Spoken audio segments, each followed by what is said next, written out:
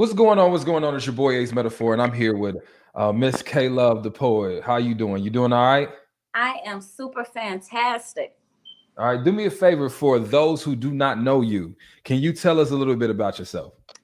Man, who is Caleb? I am an international spoken word artist, poet, motivational speaker.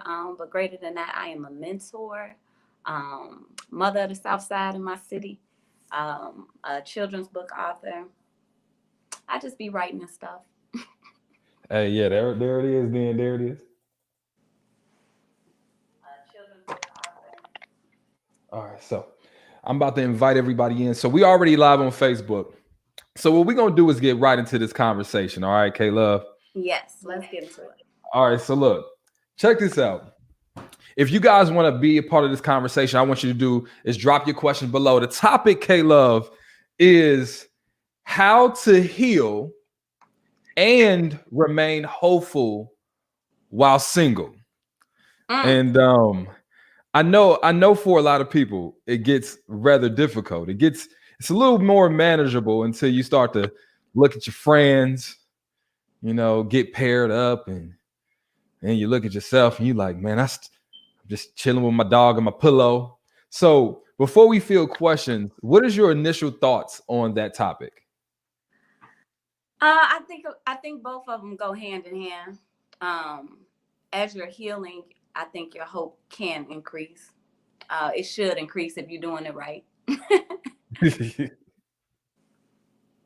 Well, that's what's up. Okay, so right now we got everybody joining in. And I'm gonna see what I want you guys to do. Facebook is ask questions on this topic, and we're gonna just bounce off of each other. You know how we do it on the Ace of Hearts podcast. Everybody's saying hello, hello, hello, hello, hello to everybody that's commenting. Somebody was like, "Hey, love, I see you, Queen." And Um, now, while they're fielding questions, I'm gonna ask you this: what's what up? would you say is the most difficult part or the antagonist to remaining hopeful while single? Um, hmm.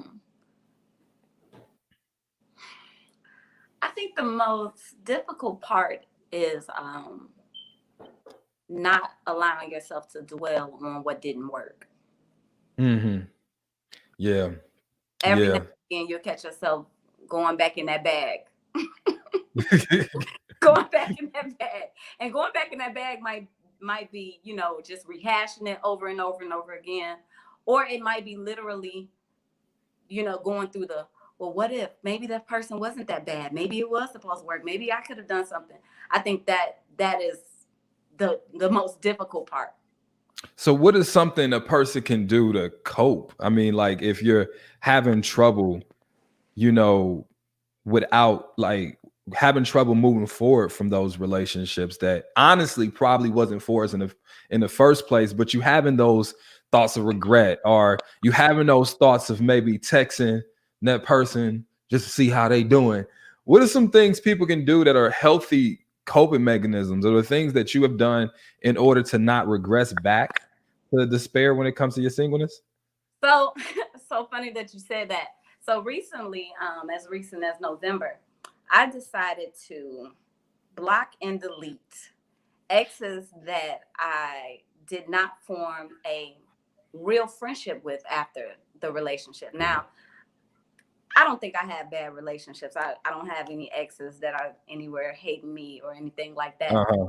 But I think that, the relationships tend to be, the breakup tends to be so cool that, for years, months, or whatever afterwards, they feel all right with just sending the random, Yeah. hey, what's up? What you doing? That, da da da. And I think those things, even the liking your pictures, one day you look up and all of a sudden your ex did like 27 pictures. It's like, okay, if you want to lurk on my page, cool. You can lurk without liking. The fact that you liked it, you're trying to get my attention. Yeah. But for what though? You don't even want anything. You literally just want to say, hey, I'm looking at you, but I don't need you to look at me anymore. You looked at me Yeah. while we was together. Yeah. So I did. I blocked and deleted them. And, you know, like I said, it's no hard feelings. I don't think that they're terrible people or anything like that, but Yeah. that can be a distraction when you're trying to move forward. Yeah, I agree. So, okay, so moving forward sometimes means that we have to close doors Come on. behind us. And I often describe it to people as, you know, those like, I don't know if y'all have it. I'm from the hood. Our banks had those doors where if you open one, that door behind you has to close first before you can get through the other door in order to get in the bank. It's like a security thing, right? In the Preach. same way with our blessings are the same way.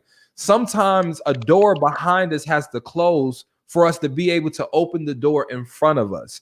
And Agree. because a lot of times we have problems with that closure, we are absent of our blessings. Absolutely. And you know what's struck my attention when you were talking about that was a lot of people feel like they gotta hate their ex to block them. So as Oh, long as they, you know, as long as they don't hate them, they feel like it's okay. But you don't realize that every time that person, like you said, likes your picture, they is getting another thought in your mind. You know, definitely. they're making notice when they're texting you, and sometimes that's the antagonist of us being able to move forward. So I want to redirect real quick before we get to a couple questions. So remaining hopeful while single, um, I find it's gets more difficult. You know, the more failed relationships start to stack up. Mm. How do you toe the line between thinking that maybe it was just a stroke of bad luck, or maybe something is wrong with With me. me? Mm. How do you fight that thought? I'm so glad you asked that because honestly, no matter how confident you are, no matter how talented you are, popular, whatever, all of those things, you will still find yourself asking those questions like, what's wrong with me? Why didn't it work? Yeah. As you know, but maybe some other people don't know, I am huge on affirmations. They Mhm. saved my life. And so I live by them. And so reminding myself that what's for me won't pass me by, Yeah. um, and just really, really holding on to that. What's for me won't pass me by. Constantly, I think that the more you work on loving yourself, like in a practical kind of way, the more you work on loving yourself, the more you get um, deeper into the relationship with yourself. And as you get deeper Yeah. into the relationship with yourself, you see the great qualities about yourself and the not so great qualities about yourself. And it gives you a well rounded perspective of Mhm. who you are and what you deserve. And so, you know, doing so much self reflection, doing so much self work, every time I do start to feel discouraged, I go back to like, but I know me. I know who I am. I know I'm not unreasonable with the things that I have. I do have boundaries and I do have standards, but I know they're not unreasonable. Yeah. So I get myself out of that mindset. What's for me won't pass me by. This just isn't it. That just Yeah. wasn't it. But that don't mean Yeah. that nothing's it. Yeah. And I think that is the part that will help people remain hopeful because here's the thing. I mean, yes, is are there times when there are corrections we can make within ourselves in order to, you know, attract better quality people or maybe get out of relationships sooner? Yes. But I think there's a fine line when we start to beat ourselves up for being human.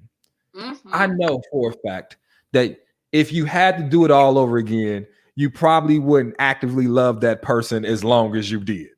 But we're human, and sometimes we believe in people more than the evidence says we should.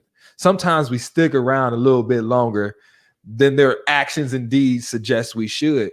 And I just think that we have to get out of the process of making ourselves feel bad for loving the wrong people sometimes because we're And you human, you know. And you know what helps a lot? So I have this philosophy that I go by, and a lot of people that I follow me know the philosophy. I have this hashtag, what about the baby?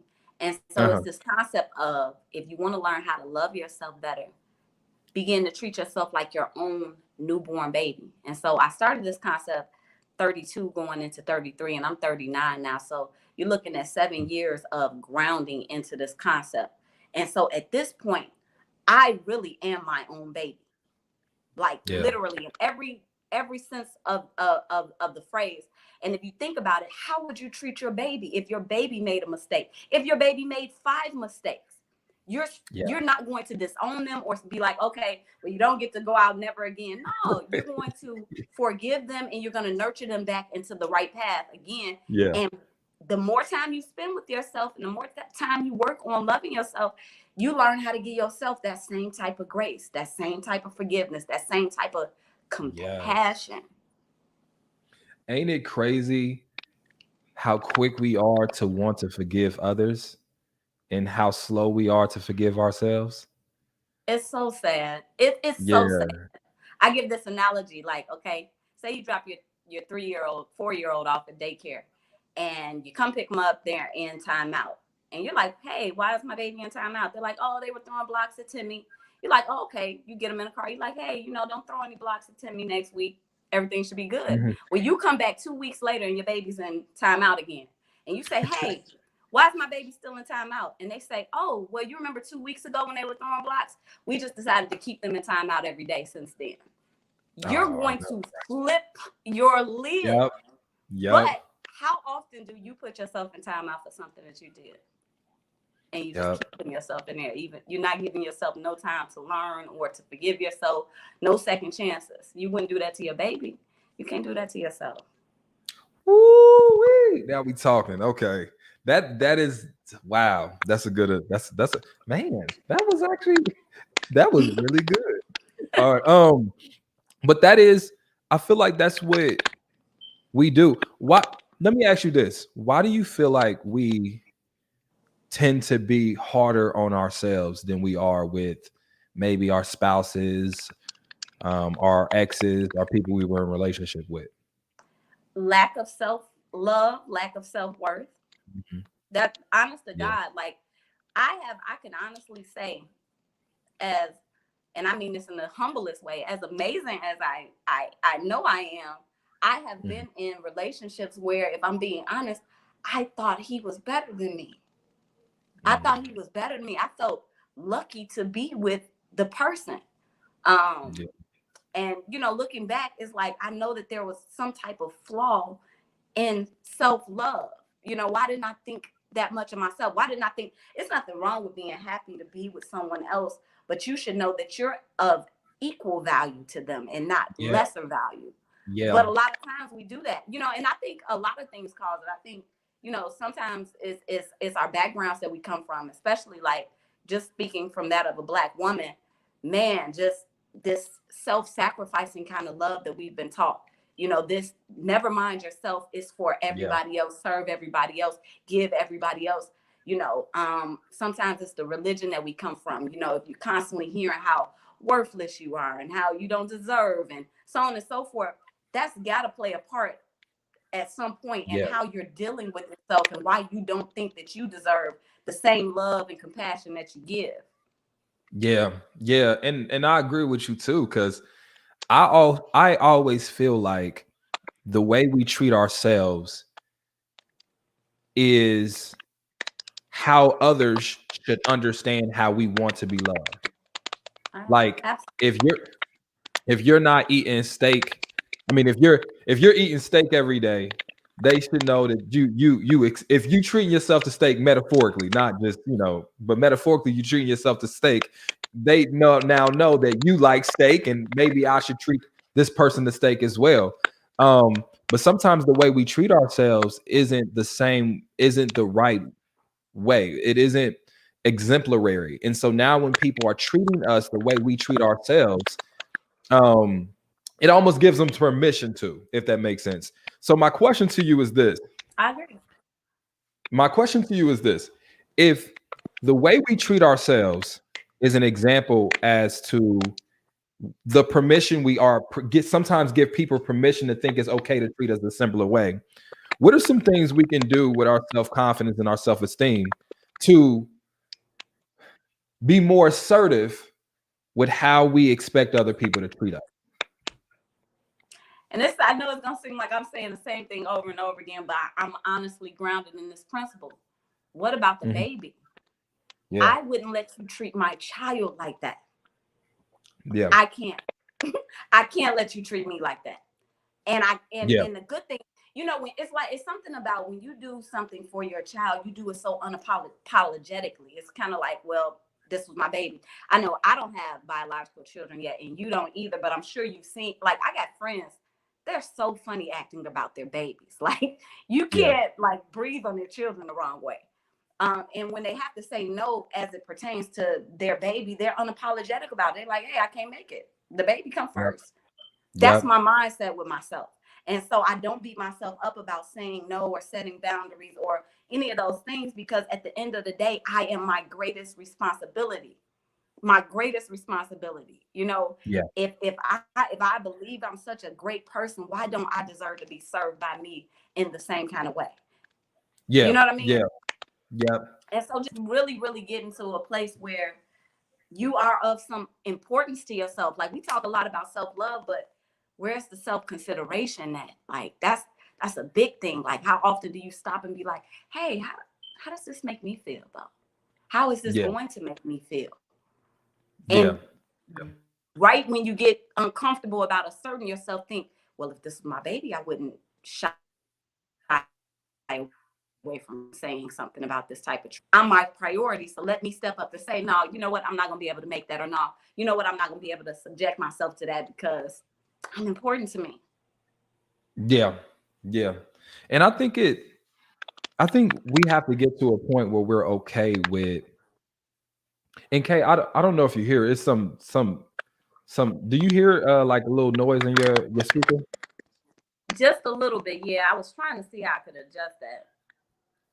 Okay. Don't worry about it. It is what it is. This is live podcasting. We will have issues sometimes. But what I will say is this. I'll give you a second to adjust that. What I will say is this. I think we all have to get to a point where we're okay. Not that we want to, but we are okay. We are okay losing someone Mm-hmm. romantically if it means not losing ourselves in that process. Come on. And I always say this to people that we have to be okay. Like, people have to be okay with telling other people that, hey, listen, I love you and I want to love you and I want this to work. And hopefully we spend the rest of our lives together. However, I want you to know that I'm not going to lose myself in this relationship. At all. And someone that really like really cares about you would never force you to have to choose between loving who they are and loving yourself completely. So, I agree. I remember a couple of years back at the I Love Me tour that I was on with you. I wore a shirt that said "Me first, though." And short mhm, and simple, but me first though. And what that is simply a reminder that, am I going to serve other people and love other people? Of course I am. That's who I am. That's how I'm wired. I love to serve and nurture and take care of other people. But me first though. I'm going to take care of myself, and then I'm going to love you and take care of you with the residual from there, but I'm not going to neglect myself to take care of you. We're going to create win-win situation, not a you win and I lose situation. That's unacceptable. And right. from a depending on whatever your spirituality is, if I believe that I'm legit an extension of God, a child of God, how could it be okay to ignore myself for any Yeah. reason? I don't even Yeah. belong to me in that sense. I always, the crazy part about it is, and I don't want to be the person to say this, but I'm gonna say it. This is what a lot of people are thinking right now. This all sounds easier said than done. Like, this is what people think. Like, oh yeah, Ace K, love myself, treat myself like a baby, forgive myself. But it's easier said than done. And I think that mindset is what keeps some of us back from truly healing and remaining hopeful while single. So my question to you, Kay, is Mentally, though, how can someone mentally, what are some things, maybe, I know you said affirmations. What are some things people can do to maybe manifest or will into existence more power of their future and actions going forward so that they're not defeated by that adage that it's easier said than done? Ace, can you hear me Mhm. right now? For whatever reason, the I, sound has gone out. I can hear you. Uh-huh. Can you hear me? Okay, so look, let's do this. Um di- disconnect, like disconnect and then re-hit the link. Like, okay. Y'all, this is live podcasting, y'all. You know, let me tell you something. When you've been doing this as long as I've been doing it, like shows and all the different jazz, technical difficulties, you work through them. So I appreciate you guys for rocking with us. We're gonna upload the sound to Shopify, not Shopify, Spotify, YouTube, um, and so what, so forth. So when she comes back, I'm gonna add her in. But check this out. It is you will always battle with the it's easier said than done. But this is why it's our mindsets that need to be changed. Sometimes we think that just changing a person changes our circumstances when it doesn't. Because if we don't adjust our mind frame and how we are dealing, coping, and how we are setting healthy boundaries to ourselves, what we'll end up doing is we'll end up replacing that person with another person that treats us a similar type of way. All right. I want us to start willing better things in existence for our future. And K Love is back. K Love, are you back? Can you hear me? I'm back. I can hear you. Yeah. All right, cool. All right, so let's jump right back into it. I know I got you. I said 30 minutes, so I got you for a few more minutes. So what I want to do is everyone that's watching, you've heard our dialogue thus far. So what I want to do, and I think Kay is cool with it. I want to be able to maybe answer some of you guys' questions. So drop your questions below right now, and me and Kay will take a few minutes going through and kind of responding to your immediate response from some of the topics that we have talked about. All right. Okay, question and answers is always my favorite part of any particular show and our experience. Let me see. Let's see how quick they can go. But let me ask you this while they're queuing up the questions. Okay. What would be your best advice for a person that's struggling with their singleness? Hmm. Struggling with their singleness. Um, Man, getting to know yourself. Mm-hmm. It's hard. I call it the lonely monster. That Yeah. lonely monster, boy. That lonely monster whip you up real bad. That silence, but Yeah. getting comfortable to the silence of yourself. You know, it's loud. But sitting in that, allowing yourself to literally sit in that and find a friend in yourself. And I know it's hard. I would say that. And then I'd say after you master that level, I would say, um, as a woman, if we're speaking of women, I would say find a sisterhood. That comes Yeah. in handy. Like, and I know, sometimes there's a stigma. Women don't get, oh, I don't like top up. Man, the sister circle has saved my life so many times on so many levels. Get you some good women around you to hold you up, to hold you down. Find some other activity, something that helped me greatly. Thank God that I have my purpose. A lot of times, man, the thing that saved me when relationships end, I reminded myself, you know what? I get to still be K Love. And I'm necessary Mm-hmm. out here. Even if this brother don't want me, I know it's some people out here that need to hear what I have to say, who needs the gift that I have. But if you don't even know what that gift is about yourself, you don't know what your purpose is, you don't have that to fall back on when relationships crumble.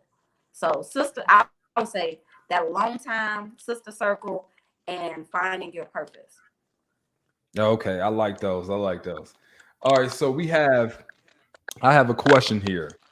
Um, it is, how, and I know we talked about this, so I'm gonna just give them bullet points and I'll about this real quick. How do you find yourself again after a breakup? I'll take this briefly, Kay. The biggest thing is this: remember to be patient.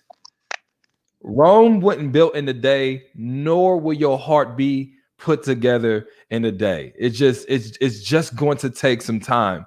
A lot of times we have this false expectation that we're just supposed to snap our fingers and then voila, we're going to be automatically healed. Sometimes we think as soon as we break up with that person, everything is going to be fine, and it's a process. This is why it's important for us to remain patient even during our healing process. Now, patient, people think is an inactivity word. No, patience actually takes action. With patience, you need discipline. With patience, you need consistency. With patience, especially when you're actively being patient and trying to put something together, you actually need to also work in harmony with what you want to happen. And so, how do you find yourself again after a breakup? Just realize it's going to take some time. And don't let that discourage you. Don't feel bad that if after Kay, I got you up here. If I know you can probably hear me, I'm gonna cue you up in a second. Don't feel bad if a month goes by and you still thinking about that person. Or here and there, you may have a relapse, right after the breakup. You're human. You have emotions. You cared about that person. You would hurt mentally or emotionally damaged, and that's going to take time. So I just think that a reason we are so hard on ourselves is because we expect to go back to our pre-relationship self right away, and it doesn't not necessarily automatically happen. KK, you back? Yes, I'm here. All right, cool. All right, let's see. I'm gonna get. I seen a question too that I thought was a really good one. Dealing with our conversation. Hold on, let me find it real quick, Kate. Just hold on 2 seconds. They commenting so fast that it's hard to pick them. Um, let's see. Oh, this is a good one. I'll let you tackle it first, but how do you handle someone who really doesn't know why you are done and can't accept you being done with them? Sometimes cheating is not the only reason to break up. It's deeper than that. Okay. How do you handle someone who can't accept that you're done? You don't. You don't. It's really not your job. Your Yeah. job is to communicate to them that you are doing what's best for yourself, and then after that, everything else is it's all above you. Yeah. It's all Good above luck you now. now. They are, and you have to accept that. Something that I find myself saying is them God's kids. And that phrase for me is very, very helpful because sometimes like being an empath, being an over explainer, so on and so forth, I have to understand and realize it's not my job to take care of everyone, especially Yeah. after I have separated them from me to protect myself. Yeah. After that, I have to trust that whoever you call God, whatever your friend circle is, whatever life is going to do, it's going to explain to you why you missed out on this opportunity. But it's not my job to get you to understand why I'm done. Done is done. And when you're done, a lot of times you don't leave explanations. And people typically leave explanations when they want to be convinced otherwise. But once you've made a finalizing decision to be done with something, there's no need for conversation anymore. Yeah, like what are we? And so hey, some people explain themselves back into the relationship. Like you keep trying to explain Listen, him. to him why you're done, and now you end up back in that relationship. Like it's like what I think about is it's almost like how when someone says, ah, I know we broke up a month ago, but I think I left my toothbrush over your crib. Can I come get it? No, no, no, you can't buy another toothbrush. Because how many times is somebody coming to get their toothbrush that led to the something happening and then something happening and something happening? And the same is true for these explanations as to why you're done. I get it as grown people, obviously, we should have a conversation with someone that if it's safe to, as to the reasons If it's why, safe. yeah, if it's safe to, as to the reasons why, okay, we kind of done. But I don't feel like I have to have 45 of those conversations with you. Like, and a lot of times that is Okay. that person's way of continuing to have some type of hold in order to get a conversation out of you. So my point is this, to your point, yeah, they gonna have to, if look, and I say this all the time, if this person didn't want to have to experience breaking up with you or being broken up with, they probably should have decided to treat you better. You And know? that's just it Yeah. at the end of the day. But Yeah. we also don't want to avoid the part that sometimes you don't really want to be done. Your ego Yeah. is getting something out of them still holding on to you. So the truth is, you got to really evaluate yourself. Like, am I just holding on to this? Does it somehow make me feel like they care about me because won't let they won't let me be done? Yeah. And so you're kind of holding on to it and you're stirring the pot, really. But when you're Yeah. done, you can be done. Yeah.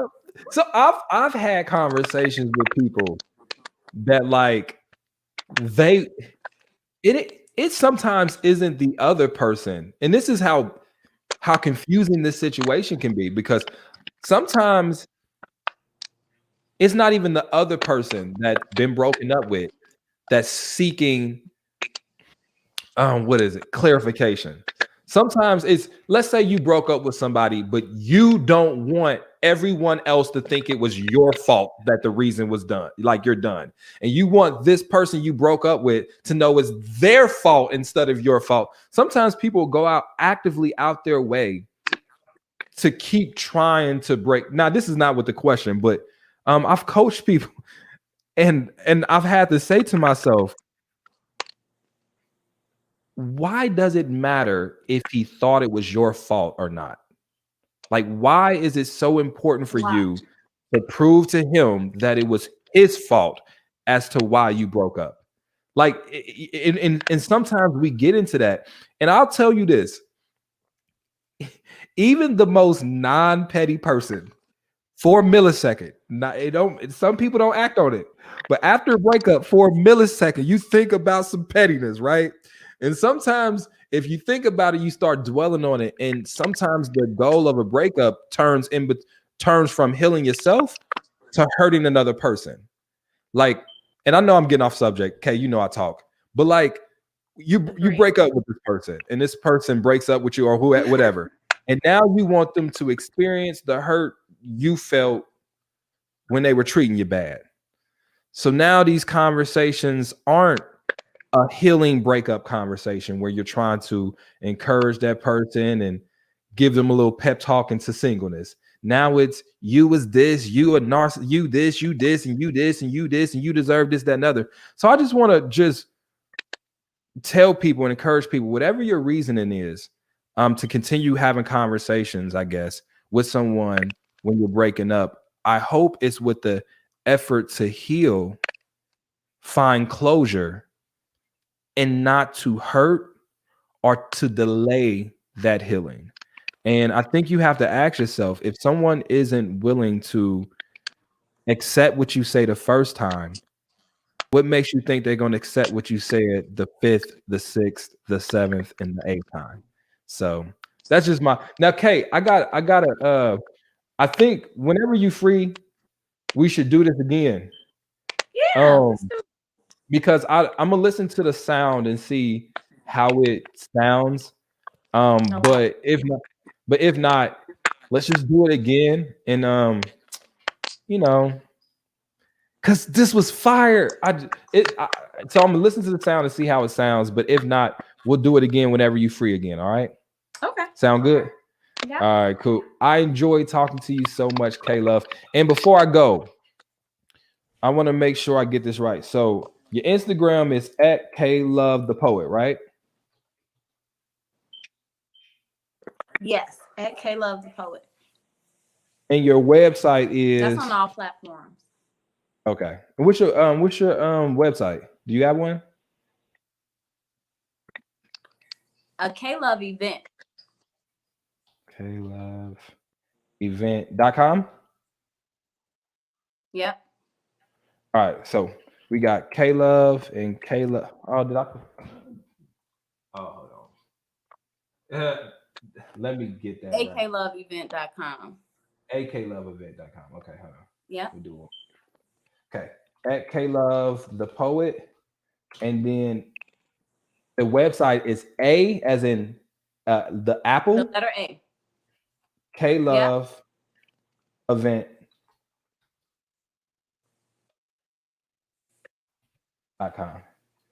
Hey love, I'm gonna have to get a Dot moderator one of com. these days. This gets kind of difficult. All right. Did I get it right?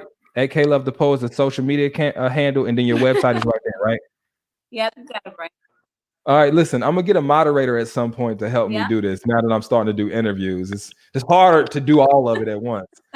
But Kay, you know it's all love, and we're gonna jump up and do this again. I'll email you in a week or two, and we'll do it again. Okay? Okay. No problem. Thank you so much for having me, Ace. No problem, no problem, no problem. Talk to you in a minute. Peace. All right, peace. So what I want everybody to do is follow K Love the Poet. K Love the Poet is at K Love the Poet on Instagram and Facebook everywhere. And then akloveevent.com. All right. Aloveevent.com. And it's something I want to talk about real quick before I let you guys go. Um, you may not be the reason you're hurt. Most often, you are not the reason you're hurt directly. And it sucks because you feel like someone else broke you and left you to fix it. Now you have to fix something you didn't break. And you're like, it's unfair. It's unfair that this person gets to break me, move on, act happy as hell on Instagram, and I'm stuck here unable to trust, doubting love, and I'm crying every night. And it's unfair. I'll be the first to tell you it sucks. It does.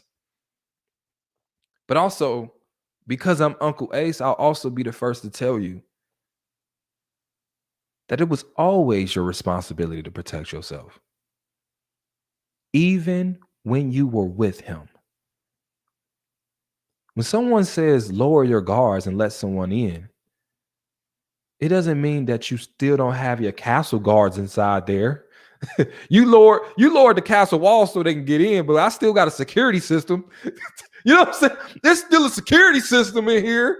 There's still the guard dogs in here as well. Now, everybody know you, so ain't nobody gonna do nothing to you. But if you start acting up, I still got my security system. So when somebody says lower your walls so someone can get inside your heart, yes, do that. But nobody told you to dismantle your security system. Nobody told you to stop actively having a plan to protect yourself against whoever decided to not treat you right. And this is our problem. This is our problem. We, at some point, because we love another person, decided that we no longer needed any form of protection, not even protection on standby. This does not mean you think your relationship is not going to work. It is not putting doubts in the air. It is just accepting that your heart will always be your responsibility. I love you. And because I love you, I'm not going to lie to you. I wish I can tell you that every relationship works out, but I can't. And you know that it don't. So what I am encourage you all to do is to make sure that you are protected. Quit thinking protecting and isolating is synonymous. It's not. Quit thinking you have to pick between loving someone with all your heart or protecting your heart. Those two things can go hand in hand. Let me give you the reasons why. The reason why those things can go hand in hand is this. It's twofold. One is this. Because someone who loves you will appreciate how you safeguard your heart. Because you're not just guarding your heart to protect it from him or her.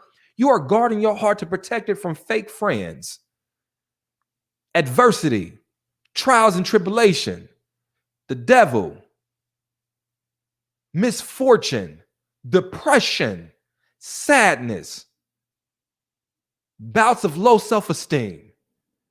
You are always protecting against people that are people and things and ideas that's trying to invade your core. Your defense mechanism isn't just a plan, a backup plan for him. This is why this person wants you to be able to protect yourself mentally and emotionally, because they know if one of those other things gets you, it affects the relationship. But I tell you, someone with ill intentions, the only person that wants you to cut your security system's line, to disassemble it, is somebody that's planning on stealing from you. Think about it. When a friend come over your house, I want you to answer this. When a friend comes over your house, do they tell you to cut your security line? Like, hey, listen, cut your phone line real quick. No, they don't. They don't feel like they don't plan on stealing anything. Hey, turn your doorbell camera off. Yeah, they're not planning on stealing anything. They don't care if you have a security system. They're safe, right? Like but I tell you, someone that's planning to rob you at some point or have malicious intention, those are the people that let's cut this phone line real quick. They planning on stab in your back. So the same is true with these relationships. People that care about you will want you to maintain your security system. You have to just find the duality in doing both at the same time. Letting people in, meaning lowering your defense mechanisms to lure someone in,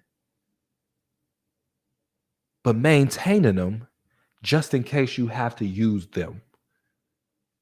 Guarding your heart will always be a job you have to do. Again, that doesn't mean people are not allowed in there, but they need to know and you need to know that you still have a security system if needed to get their ass out if you have to. You know what I'm saying? So that's my ending thought, y'all. That's my ending thought. I love you guys. Do me a favor. Hit the share button. Thank you to my guest, K Love the Poet. We're gonna do I got Hafiz from the Roommates podcast Monday at noon. Hafiz from the Roommates podcast Monday at noon. So we're gonna do a lot more interviews, man, and get different perspectives. I know y'all getting sick of just seeing my face every single day. So I'm bringing guests on to add a little flavor, put a little flavor in the ear. All right. So I love you guys, man. You have a nice night. I'm about to watch this Lakers game and do my thing. All right. Peace.